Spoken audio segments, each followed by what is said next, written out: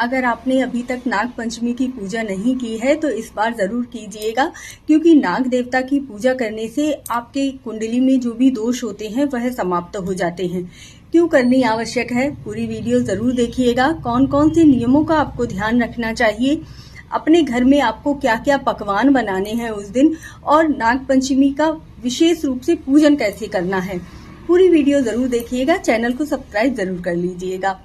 सबसे पहली बात तो जो हमारी ये पृथ्वी है ना, वह नाग देवता पर ही टिकी हुई है, तो इसीलिए नाग देवता का पूजन बहुत ही आवश्यक है। भोले बाबा ने अपने गले में नाग देवता को विराजित कर रखा है, तो अगर आप भोले बाबा के भक्त हैं तो आपको नाग देवता की पूजा तो बिल्कुल नहीं भूलनी चाहिए। हमारे श्री हरि विष्णु और माता लक्ष्मी शेष नाग पर विराजित रहते हैं, और जब भी हम उनका ध्यान करते हैं ना, तो साथ में हमें शेष नाग भगवान को भी जरूर ही ध्यान करना चाहिए। जैसा कि आपने देखा होगा, अपने रामचरितमानस में भी पढ़ा होगा कि लक्ष्मण का अवतार शेष नाग अवतार माना जाता है, तो इसीलिए कहा जाता है कि हमें नाग पंचमी के दिन नाग देवता की पूजा भी जरूर करनी चाहिए। काफी लोग इस तिथि पर व्रत भी रहते हैं, तो आपको नाग पंचमी के दिन क्या करना है, किस दिन पूजन करना है, कौन सी तिथि पड़ेगी, वह बहुत विशेष ध्यान रखने वाली बात है। आपने पुराने समय में देखा होगा कि जहां भी खजाने होते थे ना, वहां पर हमेशा नाग का और नागिन का जोड़ा रहता था, उस खजाने को सही तरीके से सुरक्षित रखने के लिए। तो इसीलिए कहा जाता है कि आपको अगर बहुत सारा खजाना चाहिए है ना, बहुत सारा धन चाहिए है, तो आपको नाग पंचमी के दिन नाग देवता की पूजा जरूर करनी चाहिए। और काफी लोग तो अपनी तिजोरी में भी कोई फोटो लगाकर रखते हैं नाग देवता की, जिससे कि उनके जो भी धन है उनकी तिजोरी में वो हमेशा सुरक्षित बना रहे, ज्यादा खर्च ना हो, ज्यादा से ज्यादा धन आए। इसलिए कहा जाता है कि नाग देवता की पूजा हमें करनी चाहिए।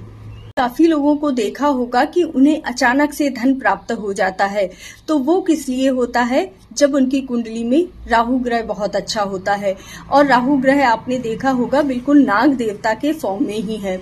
तो इसीलिए कहा जाता है कि साल भर में यह नाग पंचमी का जो दिन है ना, यह आपकी कुंडली में राहु ग्रह को, काल सर्प दोष को, इन सभी दोषों को समाप्त कर देता है। कौन सा उपाय करना है वह जरूर ध्यान दीजिएगा। तो सबसे पहले तो जान लेते हैं कि नाग पंचमी का व्रत और त्योहार है किस दिन।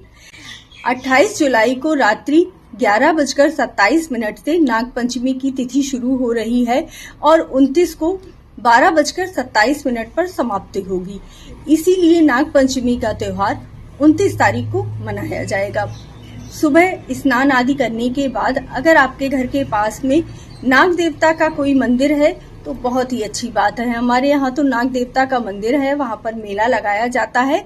बहुत सारे श्रद्धालु आते हैं और नाग देवता को दूध अर्पित करते हैं, और सफेद रंग की मिठाई विशेष रूप से बनाई जाती है, वो वहीं पर बिकती है और वहीं उन्हें अर्पित की जाती है। अगर आपके घर के पास में ना हो तो भोले बाबा के किसी भी मंदिर में जाइए, वहां पर आपको नाग देवता जरूर ही मिल जाते हैं। कच्चा दूध आपको लेकर जरूर जाना है और नाग देवता पर कच्चा दूध अर्पित करना है।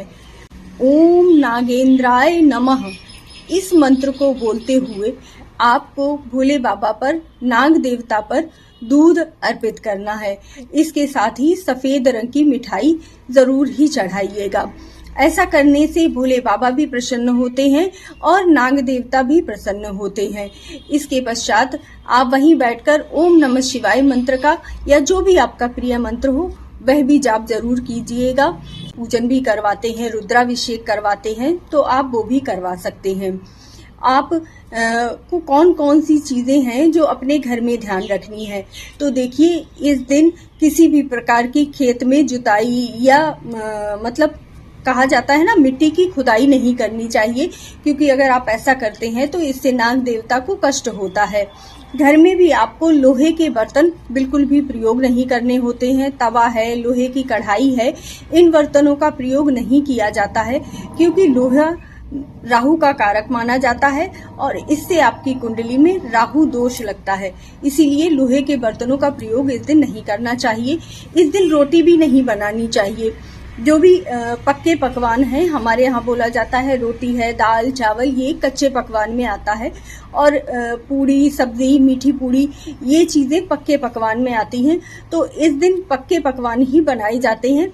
और विशेष रूप से इस दिन सेवइयों का भोग नाग देवता को लगाया जाता है।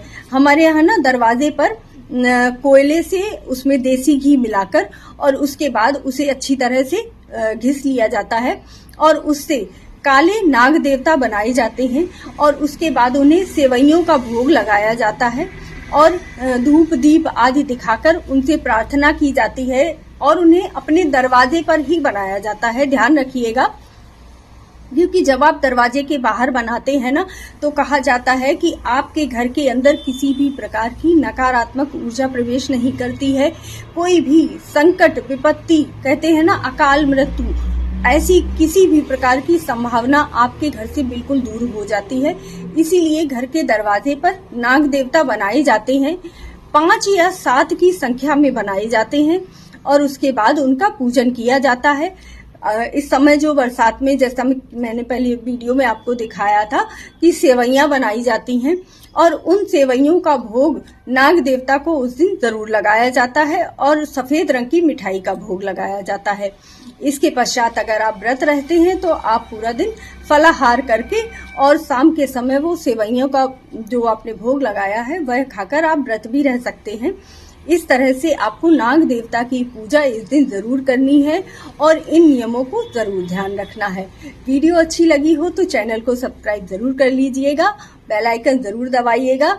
जय श्री कृष्णा, जय राधे राधे, जय भोलेनाथ। आज सोमवार का दिन है, आपके लिए सोमवार का दिन बहुत ही शुभ रहे और मंगलमय रहे।